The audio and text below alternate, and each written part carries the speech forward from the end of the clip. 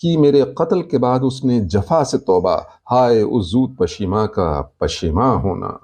غالب عشق میں گرفتار تھے، معشوق سے ملنے کی خاطر بار بار اس کے در پر پہنچ جاتے، مگر معشوق ملنے سے انکار کر دیتا اور دربان کے ذریعے ان پر زیادتیاں کرواتا۔ غالب اس کی ایک جھلک دیکھنے کی خاطر اس کے کوچے میں دیوانوں کی طرح پھرتے، اتفاق سے کہیں راستے میں مل جاتا تو اپنے عشق کا اظہار کرتے، اپنی وفاداری کو دہراتے، معشوق کے تغافل کا شکوہ کرتے۔ معشوق پر غالب کی آہوزاری کا کوئی اثر نہیں ہوتا، بلکہ وہ غالب کو دھمکیاں دیتا۔ آخر ایک دن غالب تلوار و کفن باندھ کر معشوق کی محفل میں پہنچ جاتے ہیں، تلوار اس کے قدموں میں رکھ دیتے ہیں، گردن جھکا دیتے ہیں۔ معشوق پہلے ہی ان کے جنون عشق سے بیزار تھا، تلوار اٹھا کر ایک وار کرتا ہے۔ جیسے ہی غالب کے خون کی چھینٹیں معشوق کے ہاتھ پر گرتی ہیں، اسے احساس ہوتا ہے کہ میں نے یہ کیا کیا، یہ تو میرا سچا عاشق تھا، وفادار تھا، میری خاطر اپنی جان کو قربان کر دیا، لیکن اب پچھتانے سے اور شرمندہ ہونے سے کیا فائدہ